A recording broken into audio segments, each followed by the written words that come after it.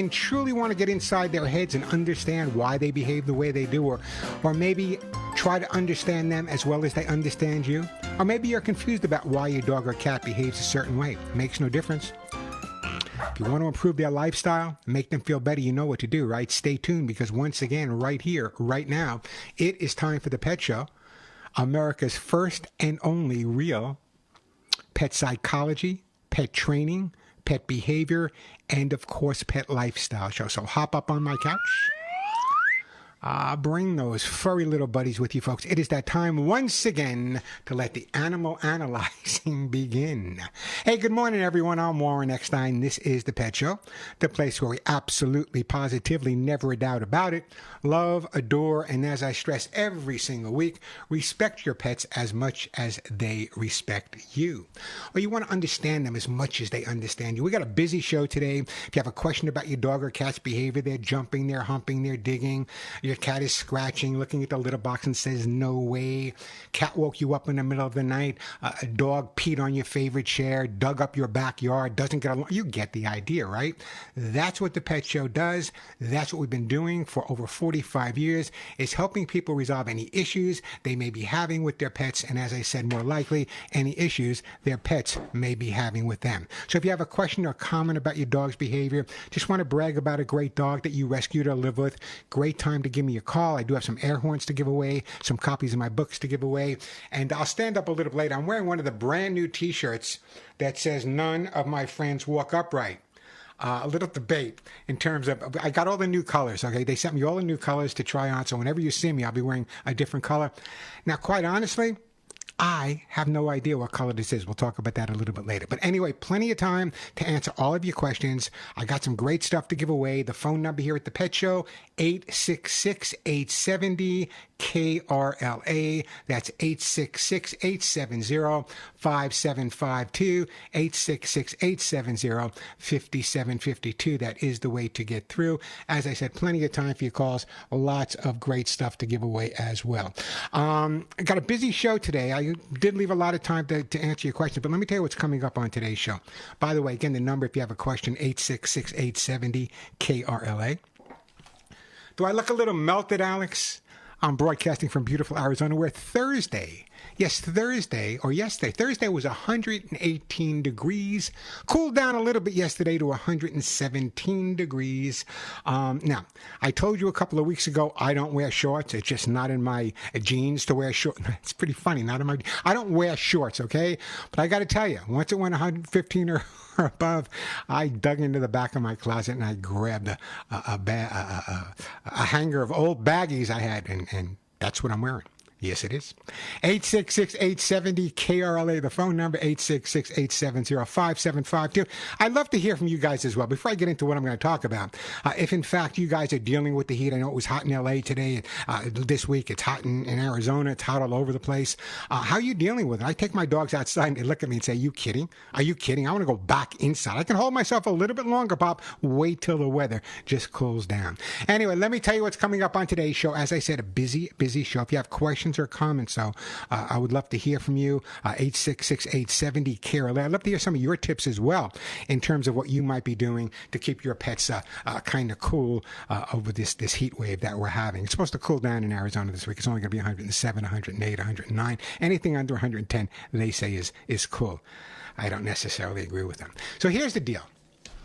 As you know, and I don't want to reiterate, I've been training for many, many, many years and many, many thousands of dogs.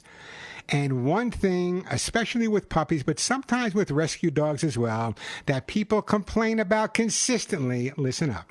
So you're taking your dog for that walk in the morning, in the evening, whatever time of day, and as soon as you put the leash on your dog, he bites it, he shakes it, he grabs it, with it. You know what I'm talking about. Admit it, you know exactly what I'm talking about, right? It's called leash ragging. Leash ragging, very, very common with pet guardians out there. And we're going to take a look at how to prevent ragging, lead ragging, coming up a little bit on the show. Anyone out there have a dog that as soon as you take him for a walk, that grabs the lead?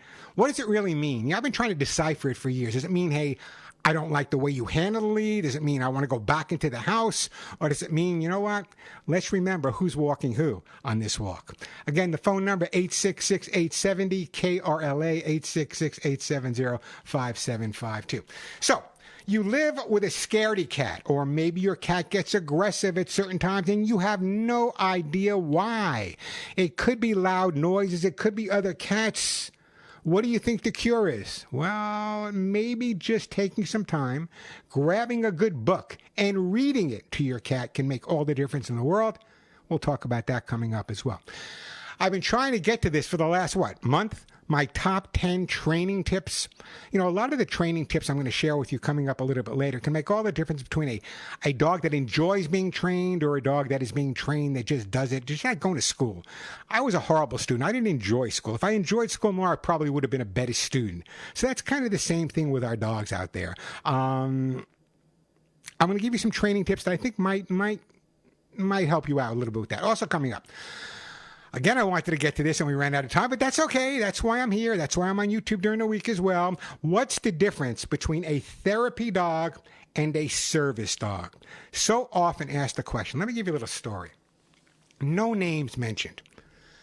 My wife, Denise, got a call this week from a friend of hers who lives on the central coast of California. And she likes to travel back and forth, and she has this adorable little dog. So she asked Denise if it would be okay if I would write a letter saying that I trained the dog for her challenge needs. I got PO'd. So did Denise. I said, there's no way. If you think I'm going to put I've trained so many of these dogs. If you think I'm going to put my reputation on the line to train a dog so that you'll feel more comfortable going back and forth when so many people with challenges don't have that opportunity. So I refused. And I don't think I think I lost a friend, but that's just the way it is. What do you guys think? Of course I shouldn't have done it, right? There's no question about it. She has no disabilities or challenges that I know about. And she wanted me to certify and train her dog for that. So we're going to talk about the difference between a therapy dog and a service dog. And there is a big, big difference. A lot of people don't really understand the difference, so we'll chat about that as well. As always, plenty of time to answer all of your questions. I do have some great stuff to give away on the show. So if your pet is jumping, chewing, scratching, confused about the litter box, not housebroken, doesn't get along with the dogs, or just believes if he sees it, he's got to hump it, give me a call. 866-870-KRLA, 866-870-5752. So the question this week is, what does your dog or cat do to get your attention? What does your dog or cat do to get your attention? I'll tell you a little bit later what Molly and Willie do to get my attention, but I want to hear from you guys. What does your dog or cat do to get your attention? Does he jump up on you? Does he bark? Does he meow? Does he whack you with the paw? What does he do? I'd love to hear from you. 866-870-KRLA, the phone number, 866-870-5752. Also, kind of interesting that we're on YouTube Live if you want to watch the show, youtube.com/Warren Eckstein, youtube.com/Warren Eckstein. Camera's a little blurry today. I'm going to have to work on that during the break. The bottom line is that if you have a question, you want to ask the question. A lot of people would prefer asking a question on YouTube versus calling up. Whatever you prefer doing, either way, youtube.com/Warren Eckstein, or give me a call at 866-870-KRLA, 866-870-5752. Busy show. I know it may sound a little trivial to people, but how many times with a new dog or a new puppy, or if you've seen someone outside and they're trying to walk their dog and the dog's grabbing onto the leash and they're lifting and they're pulling away and the dog's pulling the other way and they're grabbing the leash? That's not fun for the dog. Well, maybe a little fun for the dog, but it's not a great joy for the person. So one of the things that I encourage is if you take the time to educate yourself and your dog, you'll enjoy your walks. And the more you enjoy your walks, the longer the walks are going to go, the more exercise and stimulation your dog's going to get, and the better behaved they're going to be when they get home. That's what it's all about. 866-870-5752. So here's the deal. I've been talking last week and the week before. Someone asked me this question. What was the most number of dogs you ever rescued or adopted in a single day? The most dogs I've rescued or adopted in a single day. Well, in terms of rescue dogs, hundreds in a single day, going from shelter to shelter and bring that, no doubt about that. But personally, I adopted 11 dogs the same day. How did that happen? How did I find out with 11 dogs? Well, here's the story. It was a hoarding case in New Jersey. And there were 11 dogs taken from the hoarding case, various sizes, various breeds, mixes, this, that, and the other thing. They were taken away by the town in New Jersey. And obviously the hoarder was told she can't have the dogs back. It wasn't a big legal thing. She was willing to give them up. But they were going to go to the shelter where they were. And while they were at the shelter, these were older dogs. Some of them had challenges and just messy and whatever. So when I got to the shelter and I was talking to the manager of the shelter, I said, listen, this is crazy. These dogs have had such a tough time getting started, such a tough time in life. They've never received the proper nutrition, the proper love, the proper hug, the proper kiss, the proper care. So you know what? I had just recently purchased my place in upstate New York, 5.5 acres, a house and a barn for $20,000. That ought to tell you what it looked like. Anyway, I said, you know what? Take these dogs, put them in the back of my orange van. Yes, I had an orange van at the time, and I'm taking them. I'm adopting all of them. And at that time, I was doing some media, and so they couldn't say no because it would have looked bad for them if they said, no, you can't take these dogs, and I was going to give them this great home. So 11 dogs adopted in one day from the same shelter, 11 dogs in the back of my van driving from New Jersey to upstate New York. So the next question comes up. Okay, so you adopted 11 dogs, Warren. What's the total number of dogs you had at that point? 31. Don't tell anybody, 31 dogs. And I waited till they all crossed the Rainbow Bridge before I finally sold the place. And I got to tell you, if you hear the word diversity, I hear it all the time on the news, but if you want true diversity, you should have seen the 31 dogs that I had. There was combinations of every imaginable breed or mix. It was just amazing. And you know what? Every single one of those dogs, every single one of them, looked at me every day, and my wife at the time, Faye, before she passed away, and said, thank you. I loved them all. Honey, Shannon, Rinny. They were just amazing. And so it's not an ego thing to say that I had 31 dogs. It's what I needed to do. Everyone has, some people rescue a lot of children. God bless these people, but this is something that I had to do. 31 dogs. Well, that doesn't include my cats. We'll talk about how many cats I rescued another day. But 11 dogs adopted in one day.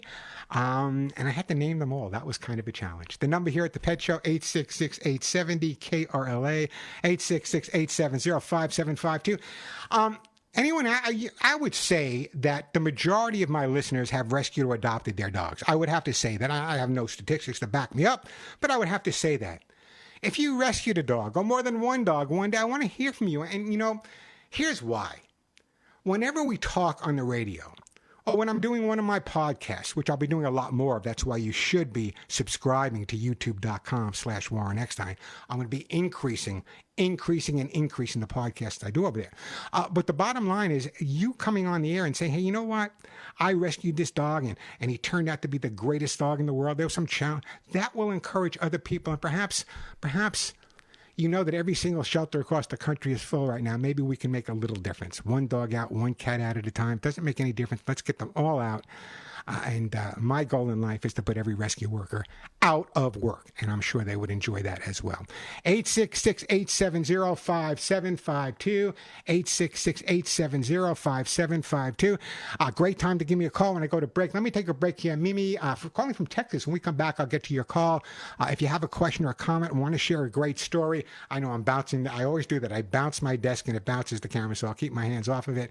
If you have a question or want to share a story about a rescue dog or just brag about your dog, or I just want to ask about the 11 dogs, or any question you have with your dog or cat's behavior, great time to call me, 866-870-5752. And as I said, I have some T-shirts to give away, which I'm wearing one. I'll adjust the camera a little bit. Maybe you can see it. Again, they sent me the colors, and I have no idea what color it is. My lovely wife said, Warren, you're wearing an eggplant shirt today. Well, what is eggplant? I like eggplant. I eat eggplant. I have no idea what the color is, but anyway, so I got some shirts to give away. I got some air horns to give away as well. Some other things to give away. So great time to give me a call. 866-870-KRLA, 866-870-5752. Quick break, then right back to your calls. I'm Warren Eckstein. This is the Warren Eckstein. Great time to give me a call. you have a question or comment, want to share a story, want to brag about your dog or cat, the phone number, 866-870-KRLA, 870-5752. Lots of really critical information coming up for you guys today. We're going to take a look at sunburns in your dogs. We're going to talk about the dog that grabs the leash all the time. I don't know, I look washed out today. It must be the hot weather in Arizona. A lot of great stuff to talk about. So if you have a question or you have a comment, give me 1 second, Mimi, I'll get to you. I'm going to do my top 10 list, but not right now. But I want to share this with you because it sounds a little strange to a lot of people. But years ago, when I was going to home all over the East Coast, training people's dogs, the first session with them, I would say, I don't need the dog. And they said, what do you mean you don't need the dog? Are you here to train the dog? I said, yeah, I'm here to train the dog. But before I train the dog, I need to educate you. So one of the most important things you can do, and one of my top tips for training, and I'll give you this whole list later on, but one of my top tips for training is try it without your dog first. So you're clear and you can avoid confusion for both you and your pet. That's what you need to do. So we want to check that out as well. Again, the phone number here, 866-870-KRLA, 866-870-5752. I bet a lot of people never thought about that, right? Never thought about training their dog without the dog being there. When I used to run classes at the YMCA, and there'd be 100, 200 people there sometimes, between the families all together, I would also lead the first session. Their dogs would stay home. The first session, I would teach them how to hold the leash, what type of collar I would recommend, or harness I would recommend for their dog. And I would demonstrate with the person in terms of what to do. It makes all the difference. If you get it down right for yourself, it makes it a lot easier to train your dog. All right, let me go to Mimi in Austin, Texas. Hey, Mimi, welcome to the show. Hey, Warren. How are you? I am doing fine today. How's everything in beautiful Austin today? It's hot. It's hot. Yeah. I'm in Arizona. Don't talk to me about hot. Okay.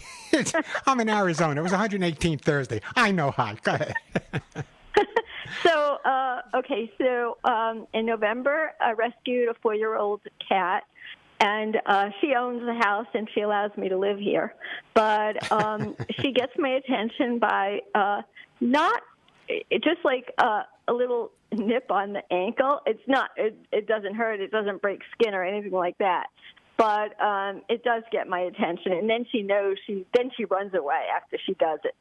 But in the meantime, it makes me get out whatever I'm doing. Yeah, listen. The best exercise partner in the world is a dog or cat that makes you get up and move around. Yeah, exactly, and play with her. So, talk about rescue. About 5 years ago, I rescued a 10-year-old little dog, Maltese Shih Tzu mix, and he lived until 14 and a half, bonded immediately with me, had a very funny personality, and he is precious.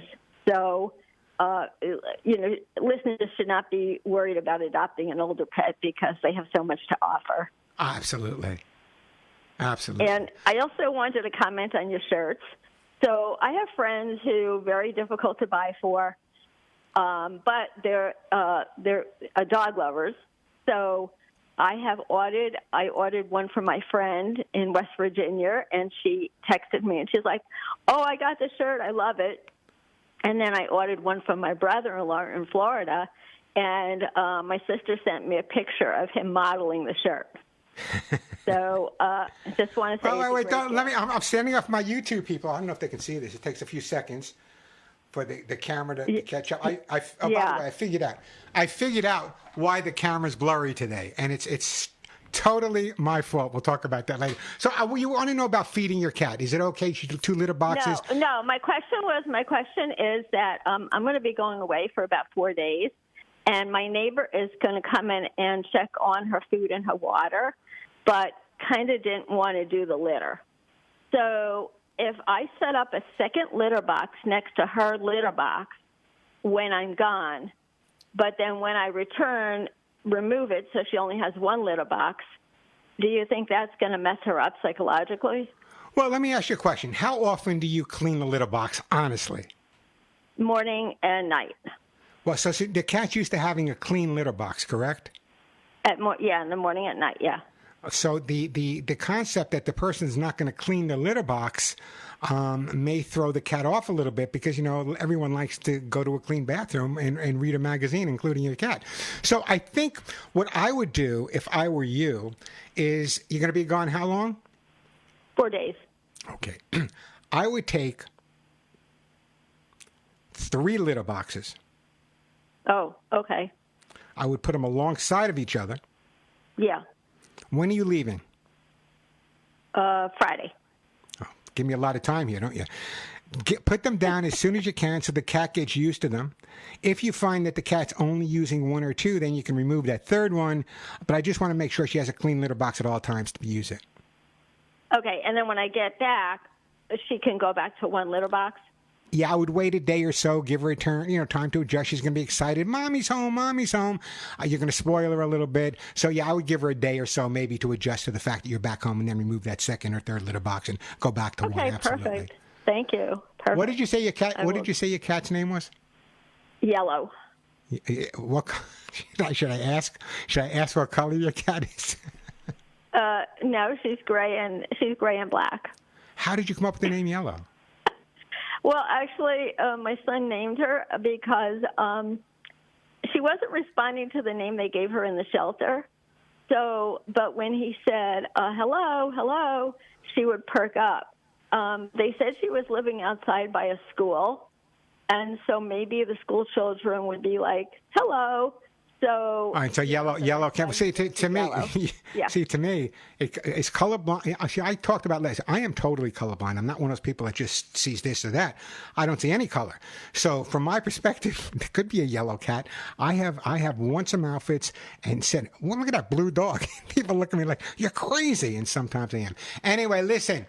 Thank you for calling. Give that cat a big hug and a kiss, and keep listening down in beautiful Austin, Mimi. Okay, you too. Thank you. Thank you. Bye. I love my listeners. They're the best. They're the best. And they great stories about rescues. Let me take a break. When we come back, Marsha, I want to get to you in La Cañada. I'm so proud that I know how to say La Cañada now instead of La Canada. Hernando, I want to get to you in Culver City. The phone number 866-870-KRLA. If you want to check out on the YouTube, the photo. Here's why it's a little, Alex, I figured it out. For some reason, I'm using my computer camera rather than my special camera that gives me a clearer picture. I'm not going to switch it today, but I'll have it back by next week. That I can promise. In the meantime, you're going to have to look at a blurry Warrens. Sorry. 866-870-KRLA. The question of the day is, what does your dog or cat do to get your attention? I have some of these T-shirts to give away in many colors that I can't see, but they tell me they're all different colors. 866-870-KRLA. I'm Warren Eckstein. This is the Pet Tube YouTube at Warren Eckstein. By the way, I keep saying this every week, and I'm telling you, in a few weeks, I'm going to be doing a lot more stuff on YouTube, and there's a reason for it. So, if you're not subscribed to my YouTube channel, why? YouTube.com/Warren Eckstein. Hey, just before I get to you, Marsha and Hernando, let me talk about this. A story came out the other day. It was titled, Calm the Fear of Your Scaredy Cat. The connection between fear and aggression. A 2000 study in the Journal of the American Veterinary Medical Association looked at cat aggression, fear, specifically from loud noises or interactions with other cats. The most common motivator, the aggressive behavior, was also often directed at the cat's owners. So what do you do if you have a situation where the cat reacts that way? Well, one of the things you've heard me talk about for years is called counter conditioning. So critical is turn the negative into a positive. Pheromones. Originally, I wasn't a big fan of pheromones 20, 30 years ago, but I've seen a big difference. Pheromones are great. You hear me talk about these calming discs. They have great calming. It's made by a company in Arizona called acornpets.com. In fact, I'll be giving some of those away if you have a scaredy cat today. And reading to your cats. Now, I know this may sound eccentric to some people. This is the pet show. Everything here is not eccentric. Some things are, but some things aren't. Anyway, I have spoken for years, and I introduced many years ago to the Bidewee home in New York, the oldest no-kill shelter in the country, the concept of reading to dogs and reading to cats that had certain behavioral issues, and sitting with them and reading to them and not necessarily focusing on their behavior at that point, and letting them understand that hearing the voices and the constant, because when you read it, it's different than when you're talking to somebody. It's made all the difference in the world. So I honestly believe that if you have a cat that's a little fearful or a little aggressive, I would spend more time reading to the cat. Reading out loud is great, by the way, anyway, but I would definitely recommend doing it. I think it can make a big difference in your cat's behavior. Let me go to La Cañada. Let's go to Marcia. Hey, Marcia, welcome to the show. Hi there, Warren. Thank you so much for all that you do for all the little creatures that people. Marcia, I'm having a little difficulty hearing you. So I just want to get to your question so I don't run out of time. But I'm having difficulty hearing you. What's your question? Okay. My question is, I adopted a little doggy. I had a dog that I adopted. Can you hear me? Yeah, Bear, why don't you do this? Why don't you try to call me back? I'm going to disconnect you. Try to call me back another line. I'll try to get back to your call a little bit later, but I'm having a lot of trouble hearing you. Let's go to Hernando in Culver City. Hi, Hernando. Welcome to the show. Mr. Eckstein, good afternoon to you. Hi, how are you today? Gerardo, Gerardo. Oh, Hernando. Okay. Sorry about that. Go ahead. No worries. Mr. Eckstein, we have two cats now. One is a little bit 2 years old. Her name is Manchita. And then I rescue one that looks to me like 3 months old or something. And my question to you, Mr. Eckstein, is how do I introduce them so they don't get, here's the first thing. The first thing you need to do, and this is important, is with cats is scent swapping. I do it with dogs as well, but with cats it works great.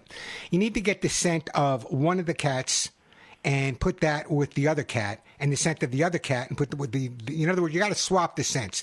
Have each cat hanging around the scent of the other cat without the cat being there at first. That could be the scent rubbed on the cat on a towel. Could be a stuffed animal. But once the cat adjusts to the scent of the other cat, it makes the introduction a whole lot easier. It's not going to happen overnight, and you're probably going to have a few bouts here and there.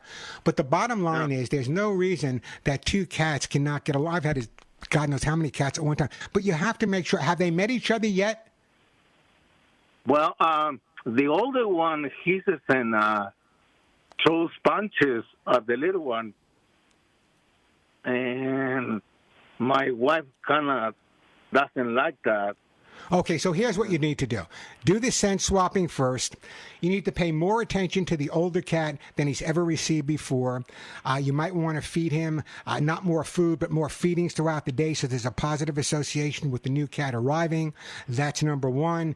Number two is, if the older cat is getting more attention, that association is critical at this point. There's a whole lot of things you can do. Feeding the cat more frequently, have you sit on one end of the couch with the new cat, have your wife sit on the other end with the other cat. When they start ignoring each other, get a little closer, a little closer, a little closer. All of these things can make a difference. There's no reason that these two cats don't become best friends in no time at all. But the most important thing right now is really that scent swapping. That can make all the difference in the world. So also what I'd like to do, I can't pronounce, Gerardo? Is that a Gerardo? Yes, sir. Yes. Okay, you can call me Warren too, Gerardo. What I'm going to do, Gerardo, is I'm going to put you on hold, and I am going to send you and your wife and your two cats a copy of How to Get Your Cat to Do What You Want. That's my best-selling book by Random House. It'll cover all the introductions. There's a whole thing on first pet psychology. Now, one of the reasons I send people to YouTube or send them to my website is because it takes a few weeks for the book to arrive. He's got the cat now. On my website, both and on YouTube, there are articles and videos on first cat psychology and so many hundreds of other pieces as well. So in the interim, go to youtube.com/Warren Eckstein or go to my website, thepetshow.com. Some great info there for you until the book arrives. And bless you for rescuing this cat, Gerardo. I really do appreciate it. 866-870-KRLA, 866-870-5752. Let me take a minute here. I'm going to break, but let me take a minute here to talk about the difference between a therapy dog and a service dog. I kind of wrote this week, and this will go up on YouTube probably this week as well. Nothing makes me angrier than seeing someone who says they have a therapy dog or a service dog and there's absolutely no reason. There are so many people out there that need therapy and service dogs faking it. I told you the story when I opened up the show. A friend of ours, an acquaintance of ours from the Central Coast called up and wanted me to write a letter. I have the ability to write a letter or train dogs for this, that she has a service dog so she can take the dog when she goes whatever. And I refused to do it. I just said that the friendship is over, I think. But I didn't know. I'm not going to put my 50-year reputation on the line. Plus the fact it's not fair. Someone with a real need for a therapy or rescue dog. Anyway, here's the difference. The huge difference between a therapy dog and a service dog. Service dogs lives with the people. They're trained to help, and they provide highly specialized assistance, such as assisting someone with a disability, picking things up off the floor. Service dogs are highly trained to perform their duties, and by law, they are permitted to go wherever their owners go. By law, even on airplanes or in a restaurant. On the other side of the spectrum, on the other hand, therapy dogs may be granted special access to facilities they're invited to visit. They are not legally entitled to unrestricted access the way service dogs are. And what's happening is so many people that have legitimate service dogs are being confronted. I was at, a couple of months ago, I was at Ralph's in Santa Monica, and there was someone in there with a dog, a little dog, carrying the little dog with a little vest that said therapy dog. There was no reason for this dog. And so someone who had a legitimate reason might not be allowed in next time because this person did it illegally. So please, if you need a service dog or a therapy dog, do it the right way and follow the rules because it's the only fair thing to do. It really is. Anyone out there with a therapy dog or special service dog that wants to give me a call and talk to me, I'd love to hear from you as well. 866-870 KRLA 866-870-5752.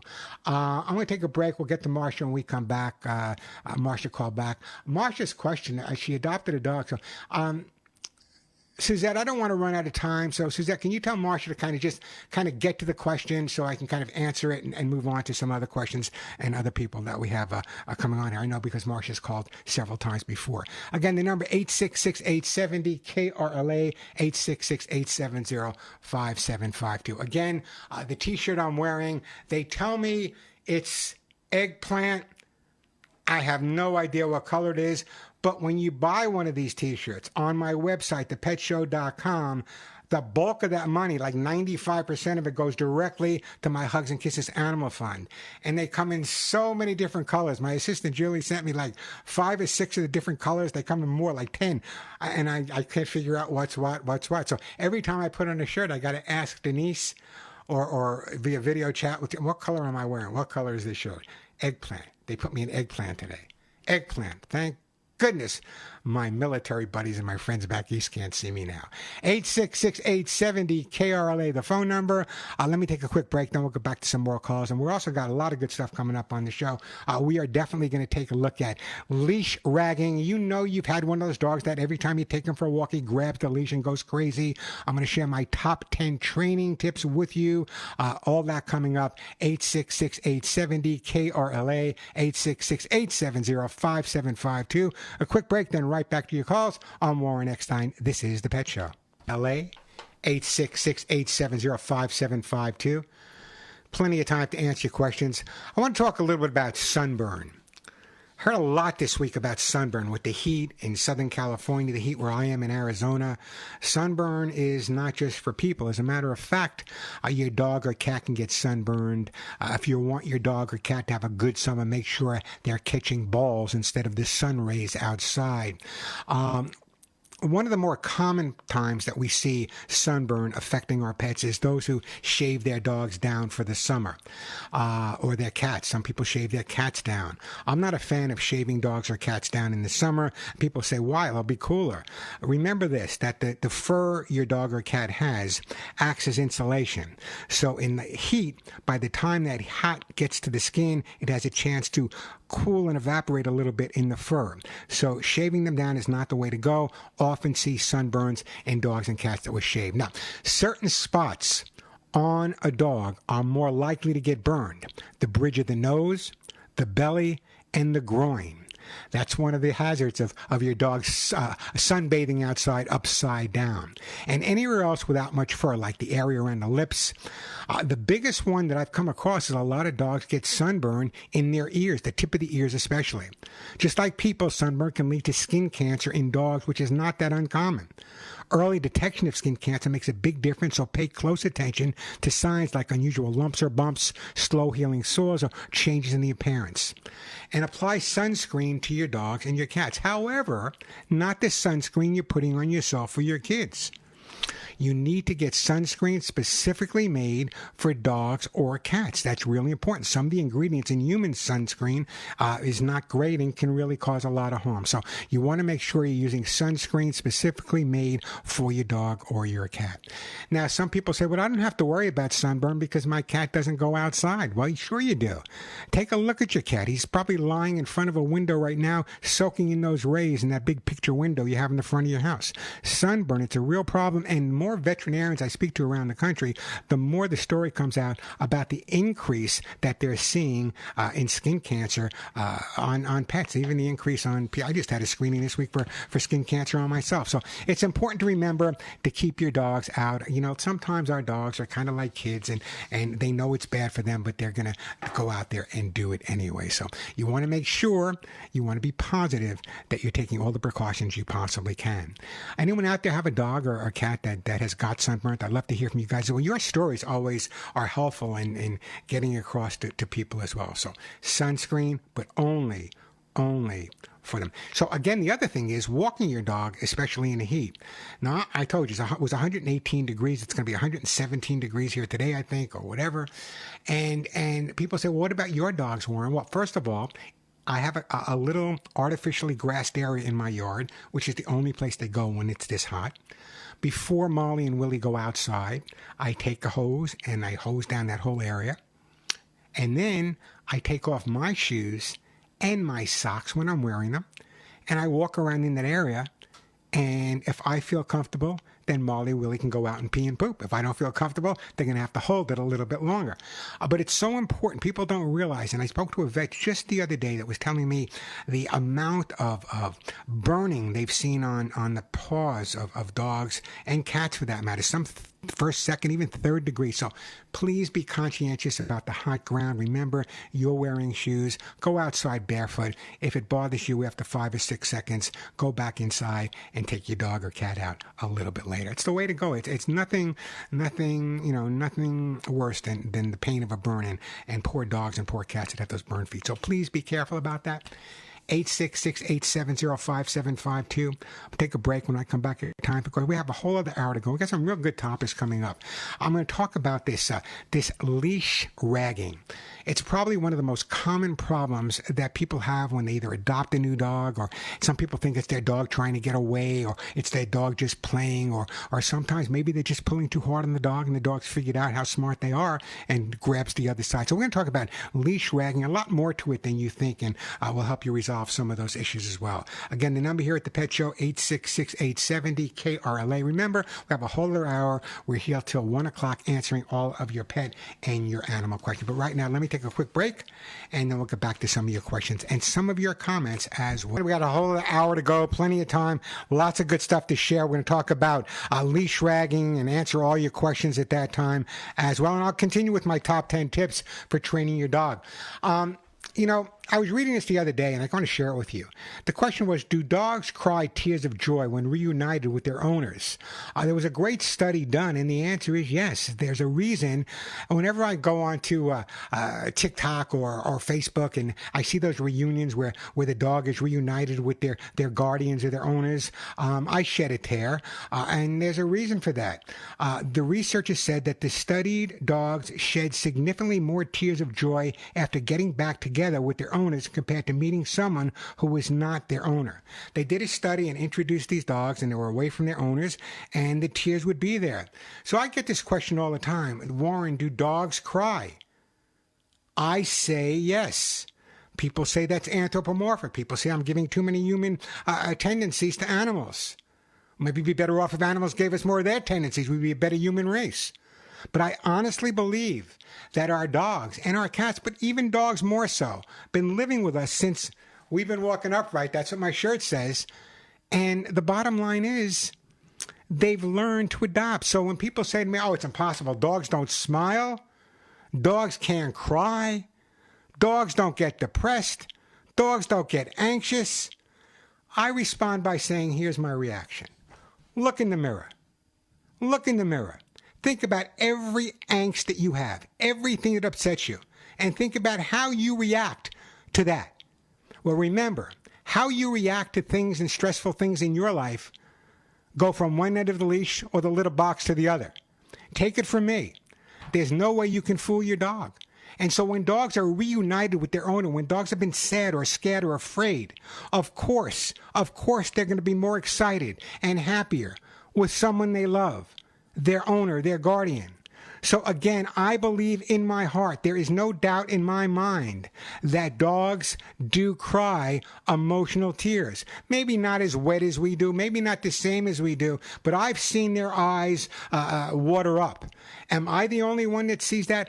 Is the fact that so many people are spending way too much time in laboratories and not enough time working with animals, they don't realize that animals have emotional tears? If you've ever seen a dog or a cat with emotional tears, I want to hear from you. Give me a call, 866-870-KRLA, 866-870-5752. Let me take a quick break for the top of the hour. We'll be back answering all of your questions. I'm Warren Eckstein. This is The Pet Show. Eckstein, got a question or a comment about your dog or cat? You want to share a story, or you want me to help you figure out why your dog or cat's behaving a certain way? Maybe they're jumping or digging or barking excessively. I get that all the time. Or maybe they're grabbing a leash when you're taking them for a walk. We're going to deal with that in just a couple of minutes. So if you have a question or a comment about your dog or cat's behavior, great time to give me a call. If you want to talk about a rescue dog or cat, I'd love to hear from you guys as well. The question of the day is pretty simple. What does your dog or cat do to get your attention? Jump on you, bark, nip. What does your dog or cat do to get your attention? Or they just come over and say, hey, listen, I want to go for a walk. Or they sit there with their legs crossed. What does your dog or cat do to grab your attention? I want to know. By the way, I may get into the fact, if you tell me why your dog or how your dog is getting your attention, I may delve a little bit deeper into that and tell you. I remember years ago when I was studying in Europe, we were having we had a lot of discussions over German beer and Steinhager, and I don't drink, but I did back then. But anyway, we're talking about the whole concept of what our dogs do to get our attention. And at that time, I was doing military and police dogs, and sometimes a lot of the handlers weren't aware what the dog was doing was basically to get their attention and how to react to it. So I want to know what your dog, you don't have police dogs, but I want to know what your dogs are doing and your cats are doing to get your attention. Molly, my little girl rescue, Molly comes over and just stares at me. She stops in front of me and she stares at me and just looks at me and says, all right, I want something. Now, Willie, on the other hand, how do I describe Willie? I love Willie. Peck's bad boy, just like me. He has my personality. Willie will come over to me, and Willie's more vocal. He'll bark a little bit, or he'll spin around a little bit. But either way, he gets the point across. So Molly and Willie both differentiate the way they want to get my attention, and then they differentiate even more the way they want to get Denise's attention. So great question. What does your dog or cat do to get your attention? Still coming up, we're going to talk about a leash wagging, plenty of time for your calls. I got lots of stuff. I want to talk a little bit later about how you can keep your pet with an allergy. We're going to talk about the concept of single cat syndrome, and a lot of people don't understand what single kitten syndrome is. And also, we often talk about watching your dog's butt to see what the tail does. So what about your cat? You know, cats wag their tail too. We'll come back. Why is your cat wagging their tail? What does it mean? Give me a call. 866-870-5752, or if you prefer, ask me on YouTube, youtube.com/Warren Eckstein. Let me go to Marcia. Marcia, you with me? Hello? Yeah, hi, Marcia. How are you? I know. Yes. So Hi. what's your question for me? Okay. I about 3 months ago adopted a little 3-year-old dog that was going to be put into a high-kill shelter. Bless you for that. Thank you for that. So, okay, yes. And so I'll go to the behavioral thing that's, I'm finding it difficult because she pursues me to, you know, and then I try to be, like, nice and affectionate, and then she'll nip, but then... Marcia, let me stop you. Marcia, what do you do when she nips? Oh, I just walk away, go away. Okay, well, if she nips at you and you walk away, then her nipping won, right?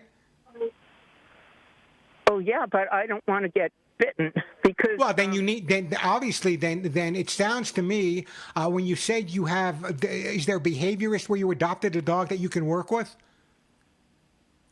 I'm not sure. You know, she came from a situation where they made her have 5 puppies, so she's only 3.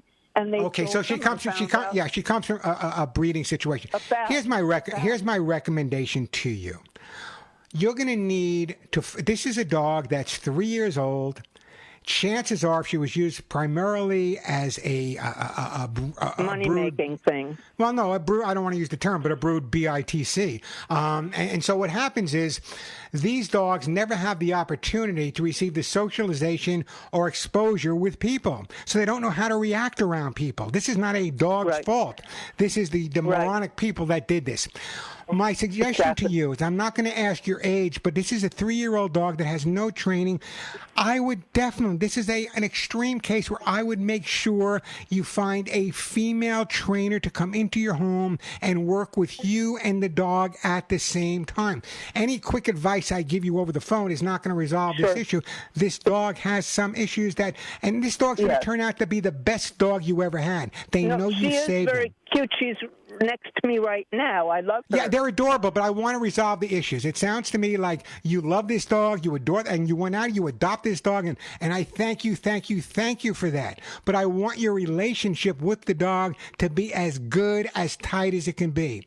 And from listening to you, I think in this situation, in the background that you've given me of the dog, you need someone to come into your home and show you and the dog exactly the best way to resolve it, all in a very positive way. And remember now, this dog, listen to me. Female trainer? I'm recommending a female trainer, yeah. Oh. That's because I'm chauvinistic. Because I'm a female, or because you just feel she's a little female, but just you feel like they be nicer with, like, relationships? No.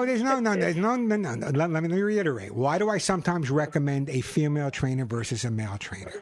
Yeah. In terms of the training itself, if the trainer is qualified and good, I don't care if he has an Adam's apple or not.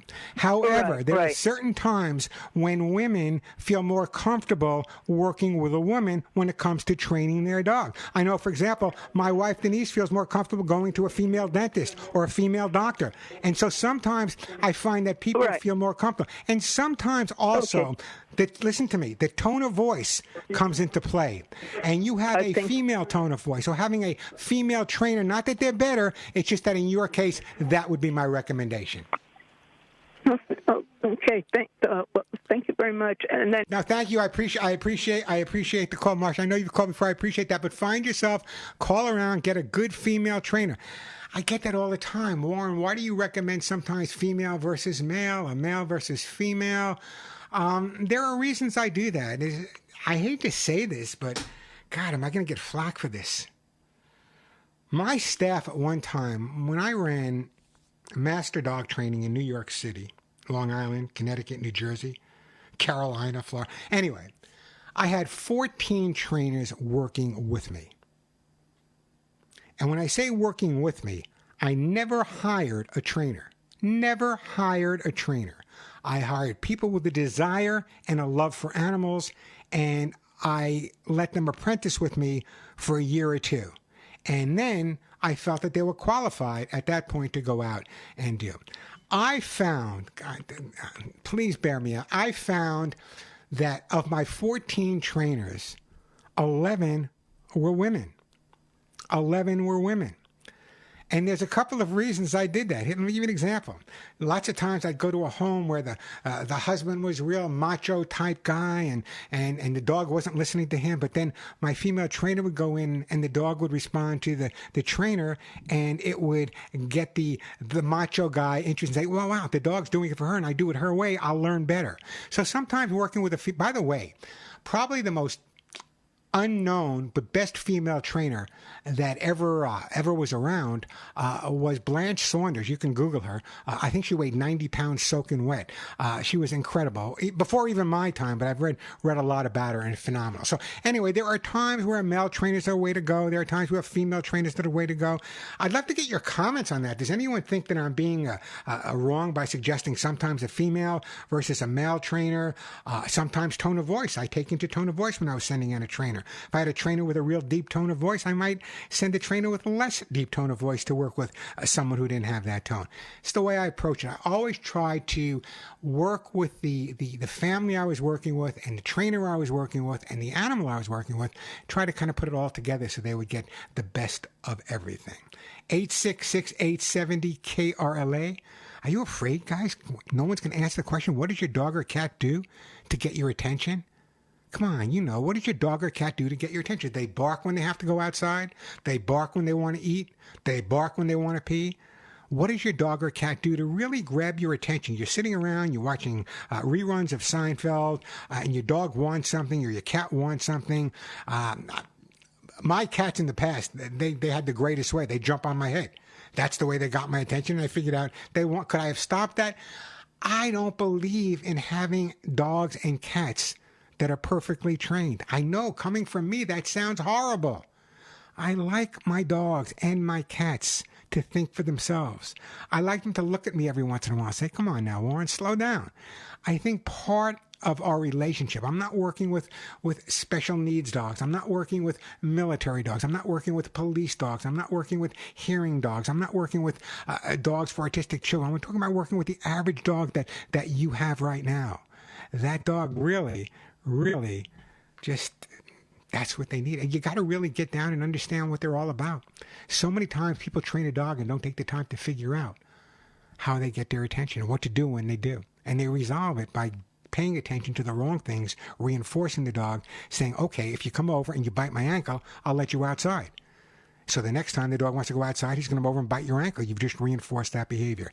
The hardest part of being a behaviorist has nothing to do with those with four legs. It has to do with those that walk upright. 866-870-KRLA, the phone number, 866-870-5752. That is the way to get through. We'll get to you, Fernando, in just a couple of seconds. Before we do that, someone asked me about cats' tails. I spend a lot of time looking at the butt of cats. I really do. As a behaviorist, and I think that kind of separates me from the group, is I spend as much time looking at the butt of animals as I do looking at the face of animals. And the reason is butts of dogs and cats are very intuitive and very explanatory in terms of the way they're feeling. So let's talk about cats for a second. Why do cats wag their tails when they're being petted? And this is again going up on YouTube this week. When you're petting your cat, you may notice them start to wag their tail. Usually this will be a flicker or twitch, but sometimes the whole tail may wag too. You know what I'm talking about, right? Cats do this while being petted for several reasons, including feeling content and secure, but also feeling frustrated or annoyed. If your cat is purring and maybe needing you, then they're likely content. Keep an eye out for shifts in their body language, as cats can quickly decide they're done with petting and will sometimes bite or scratch. Rely on a tail wag alone may not give you an adequate warning that your cat doesn't want to be petted anymore. And again, that is so true. You really need, if you really want to understand your dog or understand your cat, you need to spend more time looking at the rear end than the front end. You really do. The rear tells you a whole lot more. Like, does a dog wagging his tail really want to be your best friend? Well, it depends on a lot of different things. 866-870-KRLA, the phone number. Let's go to Fernando in Covina. Hi, Fernando. Welcome to the show. Hi, Warren. How are you? I could not be better. How's everything in beautiful Covina today? It's nice. You know, we're in the San Gabriel Valley, so it's a little bit warmer than in other parts of the Los Angeles. You're talking to the wrong guy about warmer. It's going to be 116 today where I am. Warm, hot. You know, I'm a New Yorker. I was born in the Bronx, raised on Long Island. So to me, this hot weather, I don't get it. You know, if it was, I would sweat in New York if it was like 72 degrees. Now I can deal with 100, but when it goes to 105, 110, I have a big problem. So anyway, Fernando, what can I do for it? Well, I'd like to just make the first comment, then I have a question or just an observation with my dog. Well, my dog wants something, he'll stare at me. He'll just sit there and stare at me, and I have to try to read his mind.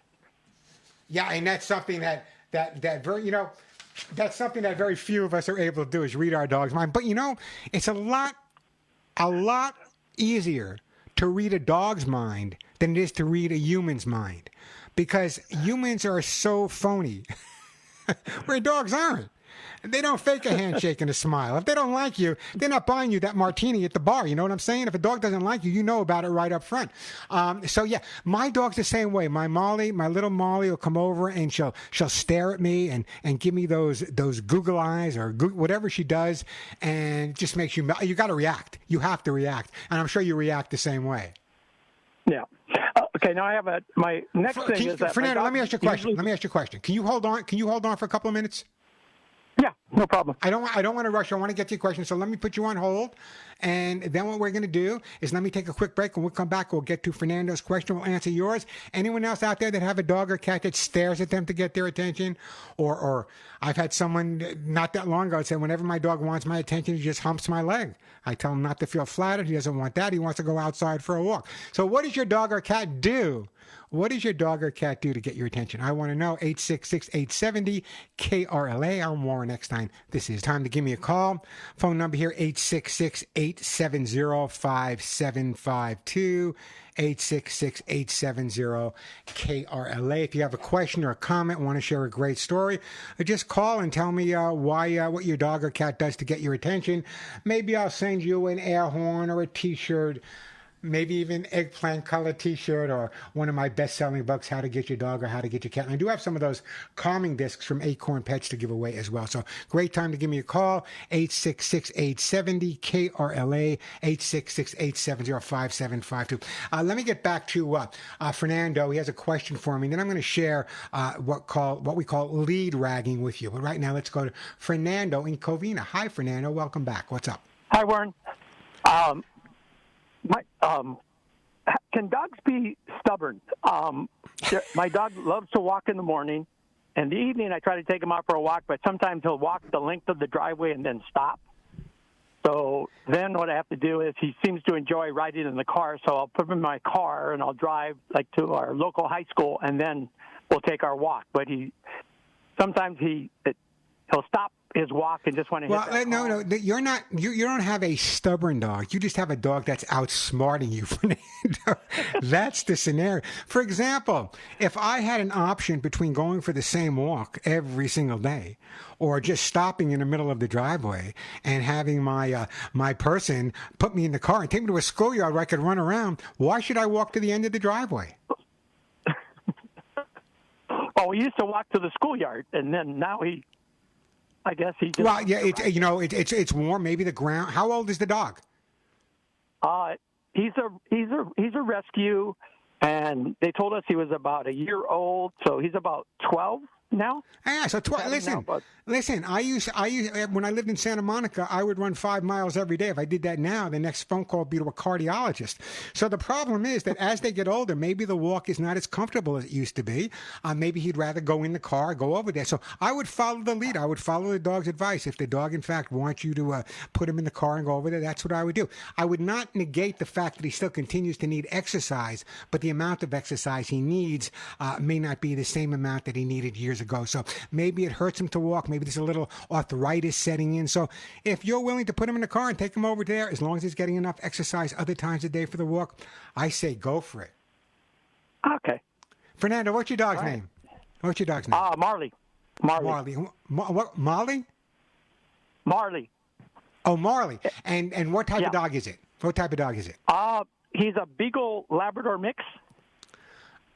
LaBeagle. I'm trying to think of a name. LaBeagle. Beagle. I can't think of one that fast. Anyway, great call, by the way. And what made you decide to go and adopt a dog? Well, I've had a dog all my life, and about 12 years ago, our other dog crossed the bridge, and within 4 to 6 weeks. I went to the shelter, and then I took my wife with me, and she actually selected him this time. Yeah, well, sounds like you have a great dog named Marley. Would it be okay, Fernando, if I sent you a T-shirt that says "None of my friends walk upright"?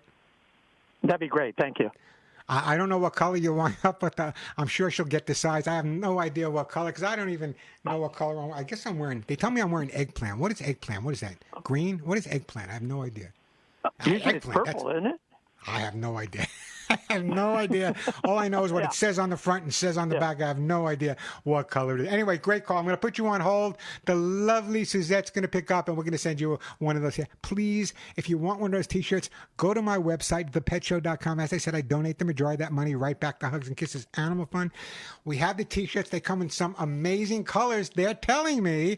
So I definitely suggest you. And by the way, also, in terms of the Hugs and Kisses Animal Fund, we did receive some nice donations this week, and we sent them right out. So if you want to make a donation to my fund where 100% of that money goes directly to the small mom and pops, and read the thank you notes. I didn't have to bring one today, but read the thank you notes that we get every day. Go to the website, hugsandkissesanimalfund.org. Read the thank you notes from dozens and dozens of groups that I've been able to help thanks to you. You're helping me help these small mom and pops. We just donated to one organization that was able to spay and neuter a group of feral cats that were not able to do that because they couldn't afford it. But thanks to your donation, the Hugs and Kisses Animal Fund, they were. So please go to the website, hugsandkissesanimalfund.org. You can donate with your credit card. You can donate by PayPal. There are other ways you can donate as well. And a lot of people prefer sending a check. We received a couple of checks from listeners. So if you want to send a check, go to the website, hugsandkissesanimalfund.org, and at the bottom you'll see the address, and every check gets immediately donated right back to the Hugs and Kisses Animal Fund. So check it out. I really appreciate it. It makes all the difference in the world. Just read some of the thank you notes, and when you can see tears when the thank you notes say something. We wouldn't have been able to save these 5 dogs, or Warren, we wouldn't have been able to save this group of cats on the street. They don't have the ability that so many other good states. What you need to do is help me support hugsandkissesanimalfund.org. Couple of reasons, again, I'm going to give you. Number 1, there's no salaries. Number 2, I cover the expenses out of my pocket. So when you donate to Hugs and Kisses Animal Fund, you can rest assured that that money's going to go to the small mom and pop groups. And when I say small mom and pop groups, they're all 501c3. They're all strictly volunteer, no pay people, no marketing people, no public relations people. They are out there getting their hands dirty every single day. And God bless these small mom and pop groups. The big ones, they take care of themselves. And they do great work as well. But it's a small mom and pop that do the bulk of it. And I can only continue to help them if you continue to help me. You guys have been great in the past. I hope you continue that. Just go to hugsandkissesanimalfund.org. Or if you forget that, you can go to my website, thepetshow.com. There's a click-through to Hugs and Kisses there as well. Hey, the phone number here at The Pet Show is 866-870-KRLA, 866-870-5752. We're going to take a break, and when we come back after this break, I promise my friend Joy with Rescue Me Inc., she has a little situation with dogs grabbing the leash. I promise I will do that when we come back, Joy. I promise. 866-870-KRLA, the phone number. A quick break, and then right back to your phone calls. Or you just want to tell me the answer? I thought that everyone would be responding. So what your dog or cat does to get your attention. They do a lot of different things. Some dogs come over and they paw you constantly to get your attention. Some bark. Some cats will rub up against you or jump on your head. What does your dog or cat do to get your attention? Give me a call. If you get through and I talk to you, I will send you a great gift, either one of those amazing t-shirts that says none of my friends walk upright, or maybe I'll send you one of those calming discs, or a copy of my best-selling book, or one of those air horns. I got some air horns to give away. I haven't given away any air horns today. I have some air horns to give away as well. So if you have a question or a comment, want to share a story, great time to give me a call. Or if you just call and tell me what your dog or cat does to get your attention, maybe I'll send you an air horn as well. 866-870-KRLA. That's 866-870-5752. So here we go. This is going to be posted this week or next week. It's got too much stuff to post this week, but listen carefully. Some dogs bite, grab, or shake their lead. This is known as lead ragging, and it's very, very common. So why does my dog bite, grab, and shake the lead? There are many different reasons.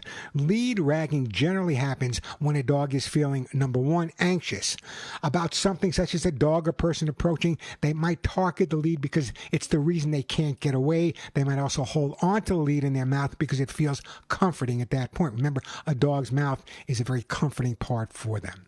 They could be frustrated about being stopped from doing something they want to do, such as meeting a person or playing with another dog. They might target the lead as it is stopping them getting to what they want. They also might be torn between two choices and confused about what to do.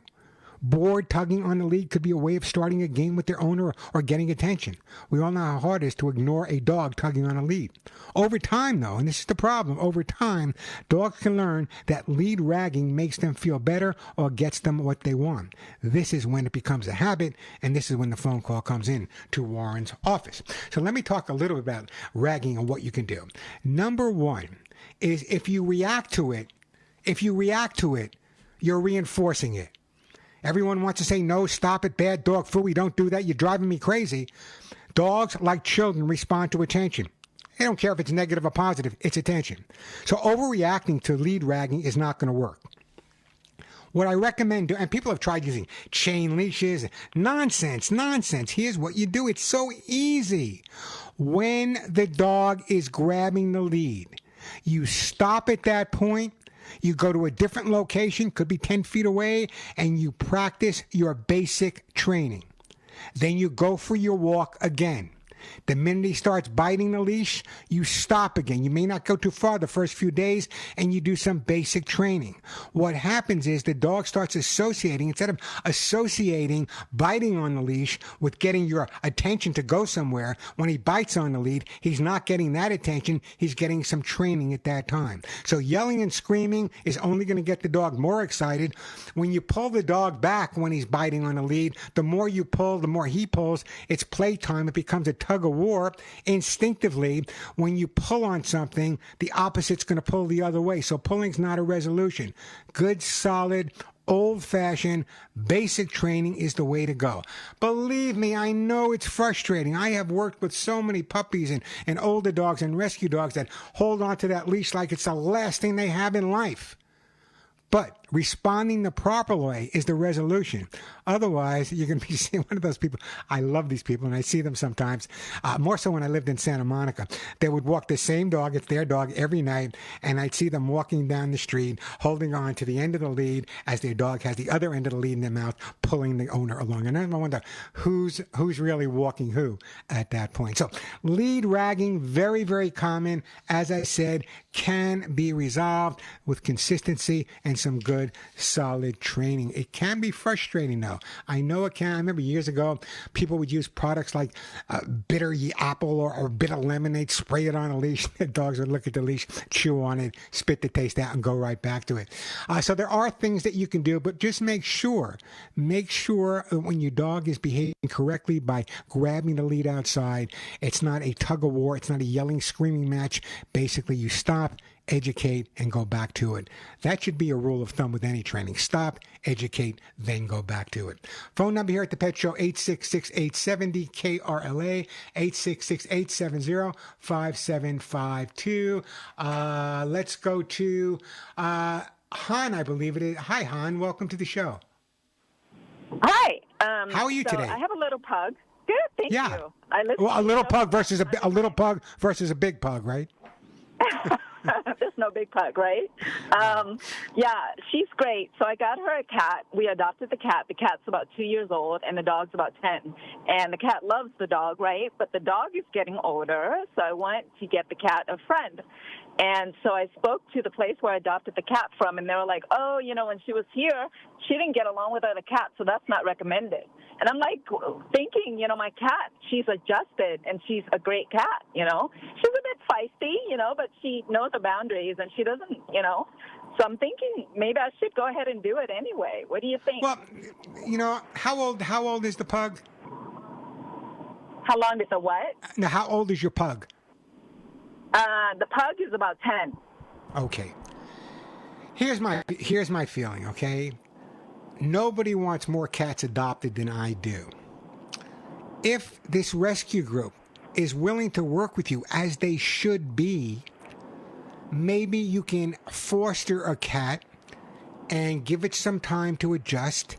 And if everything works out fine, you now have the opportunity of adopting that cat. The worst scenario is it doesn't work out. At least the cat has received a fair amount of socializing with you in a home away from the shelter. So my feeling is this, and I understand where the shelter's coming from, because they don't want people taking a cat and bringing it back and taking a cat. My feeling is this: if you follow the right behavioral patterns, if you introduce the cat properly to the other cat and properly to the other dog, there's no reason in the world that they should not get along with each other. The only question I have is the two cats may bond better than the cat and the dog at this point. I'm having some serious issues here, but yeah, I heard what you said.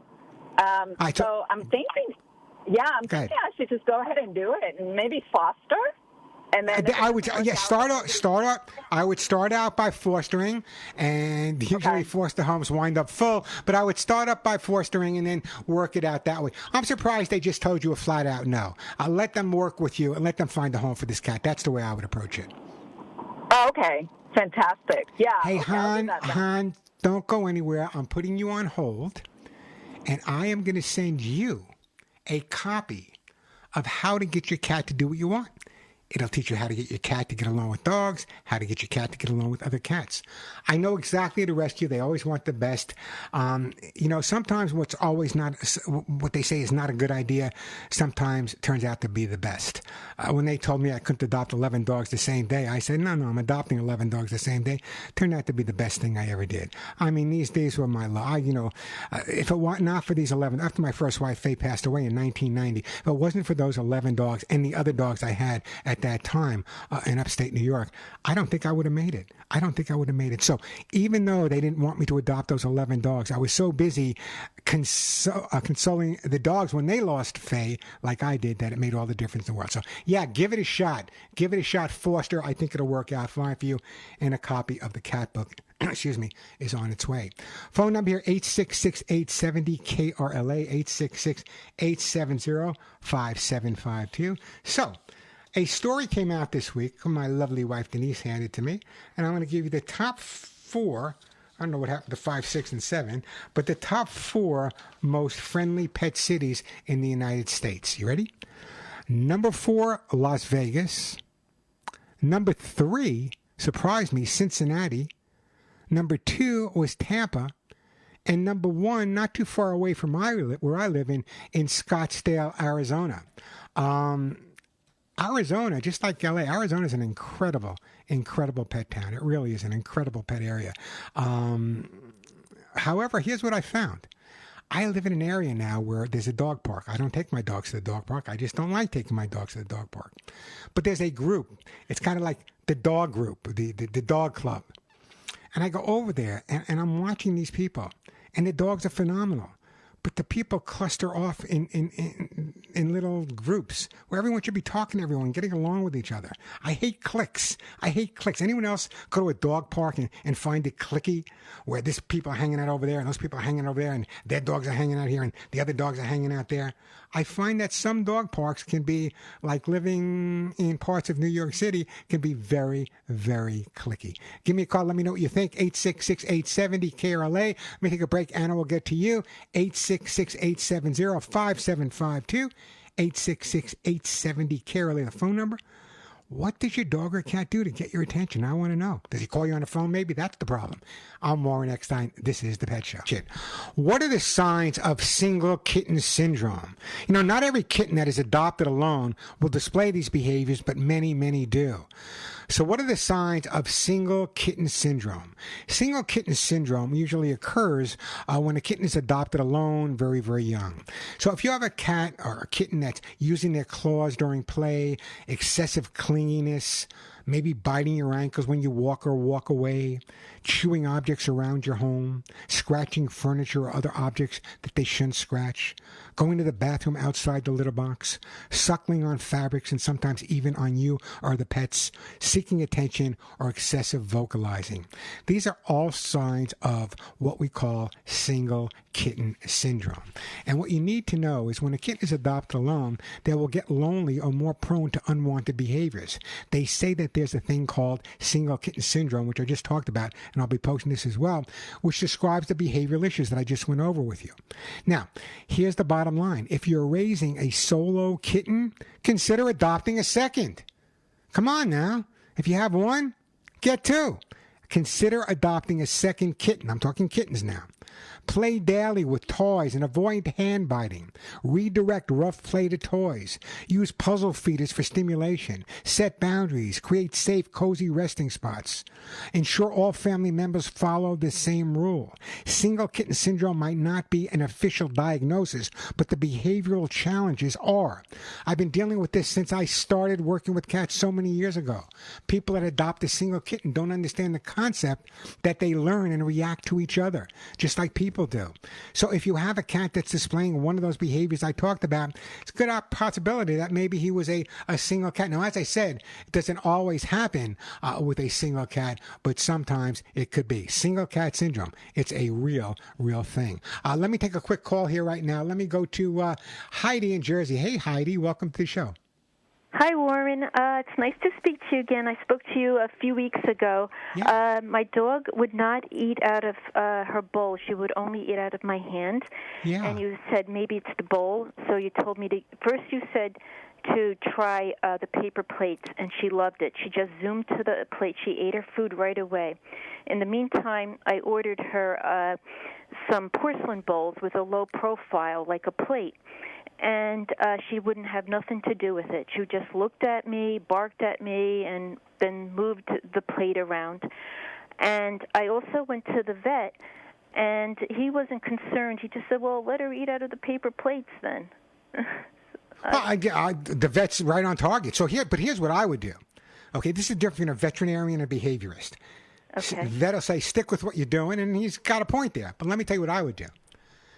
I would take the porcelain bowls that you have, and I would find paper plate or paper bowl that fits into the porcelain bowl. We know the cat enjoys eating. We know that that the dog enjoys eating out of the paper. So now, if we put the paper into the porcelain, and he gets comfortable eating that, that might be enough. Otherwise, I agree with your vet. If he's going to eat out of paper plates, hey, great. You don't have to wash his dishes every day. Just use, by the way, I feed Molly most of the time out of paper plates. I think it's healthier. I think it's safer. The only thing you have to be conscientious of is that sometimes the paper plates, if they're colored, have dyes that have a smell that may turn the cat off. But if he's eating out of paper, if you want to try a bowl that fits in there, give that a shot. If he doesn't like it, stick with paper plates. As long as he's eating, I'm happy. Okay, great. Thank you, Warren. So now what does your dog do to grab your attention? Oh, Warren, she stares at me. I can feel it. It just goes right through me. I'll sit down, and she'll be like, are you going to walk me now? And she just keeps staring. I could feel it going right through me. Yeah, and the guilt, right? You know, I was joking the other day. I get in trouble for saying this, but I got in trouble the other day. I was telling you exactly. Yeah. Our dogs and our cats have the ability to make us feel as guilty as we possibly can. And I tell people, if you went to Catholic school or brought up in a Jewish household like me, you understand guilt. You understand exactly what it's all about. And so, yeah, it's absolutely. So sometimes Molly will come over, and Molly's a black dog for the most part, got a little white on her, and she'll stare at me, and it kind of. Sometimes she does it for a reason. Sometimes she just does it, and it just melts me. I mean, I'm the behaviorist. I'm the trainer. I should probably resolve. No, I melt just like you. But I can also feel like the energy, like she's sending me some kind of an energy. Exactly. Dogs and cats and other animals have a certain energy that we don't have. I believe that all living things have a sixth sense. I believe it's inhibited in most humans. Our pets still have it. They know what we're thinking. All I have to do is think about a cookie. All they have to do is think about going outside. All I got to do is think about getting their leash. They're way ahead of me. They're there before I even say a word. Exactly, Warren. That's what they do. Anyway, great call, by the way. Keep me posted, okay? Let me know if we resolve the paper plate and ceramic bowl scenario, okay? Okay. Have a good one. Warren. Say hello to everyone in beautiful New Jersey. God, I love New Jersey. I got to learn New Jersey. I know I got to take a break, Alex. I got to learn New Jersey when I was stationed at Langley Air Force Base in Virginia, right on the Chesapeake Bay there. And I used to drive back and forth to Long Island on weekends when I had them off. And I would take the Jersey Turnpike from Pennsylvania right to New York to Long Island where I lived. So I got to learn a lot about Jersey. And plus, I did a lot of training in Jersey. Great state. Get a bad rap. I love New Jersey. As a matter of fact, the southern part of New Jersey is horse country and farm country. It's beautiful. 866-870-KRLA, the phone number. I'm Warren Eckstein. This is The Pet Show. I'm here, Em. Okay, first of all, your advice is fantastic, always on point. My experience since 1980, having cats and wolves and dogs, a cat that arrives and is new, the cat in the house is going to hiss, and it would take, we never gave up. We just waited, and it takes, they don't fight, but they are scared of the newcomer. But it would take 2 to 3 months sometimes, and then there will be one day, that's sure, it. They're friends. Like you say, right. Each other and the scent. As for cat litters, I had 6 cat litters because I had a big patio screen for my 3 cats. So each one would have 2 cat litters. So the more, the better, And sure. That's about it. Warren, I just want to ask you if you could send me a gift because it never arrived. That's all, and I was told I had to ask you. Well, no. When did I give you a gift last?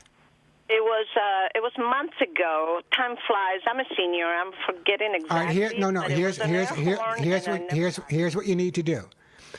We have a very small office. It's me and one other person, okay? And so sometimes it takes a while for the air horns to go out. So what I want you to do is, can you send me an email? So, that again? Can you send an email? Oh, I could send you an email. Okay, send me an email. I'm going to give you an address. Send me an email at mail at thepetshow.com. Send me an email that I've given you an air horn and you didn't receive it. You. Okay. And no, remind Julie, my assistant, she's the one who sends them out. So it's perhaps, if I sent it a couple of months ago, it may have been coming from somewhere else. So no problem, we'll get that air horn to you. So give her a call you can call her right, or you can actually send her an email right now, and she'll get it on Tuesday morning. Great call, by the way. I really do appreciate it. Phone number here. I'm not going to have time for another call, am I? Let me do this. You all know that when I get off the air here, I do my national Canadian show for Radio America and Armed Forces Radio. Goes to over 200 affiliates and all over the United States and Canada and where there are Army bases all across the country. Same type of show I give here. So if you have a question that you didn't get through on this show, write this number down. You can start calling around 2 minutes after 1, 877-725-8255. 877-725-8255. That is the way to get through. I want to thank those people that sent donations to Hugs and Kisses Animal Fund. I really need your help right now. Otherwise, I wouldn't be asking for it every week. But we are inundated every day with these small mom and pops that are trying so hard to clear the shelters. And they're small organizations, and they can use all the help they can get. And the only place they're getting it from is Hugs and Kisses Animal Fund because of you. So go to hugsandkissesanimalfund.org. You can donate with PayPal. You can donate with your credit card. And if you scroll to the bottom, there's an address there where you can send it directly, and we'll receive it, put it right in the bank, and send it right out to an honorable small mom and pop somewhere in the United States. So again, it's hugsandkissesanimalfund.org. And if you forget that, you can always go to my website, thepetshow.com. There's a click through there. We are out of time. Next week, I promise the camera will be better. Until next week, give all your pets a big hug and a kiss for you, one between the ears for me. I'm Warren Eckstein, and once again, thank you for listening to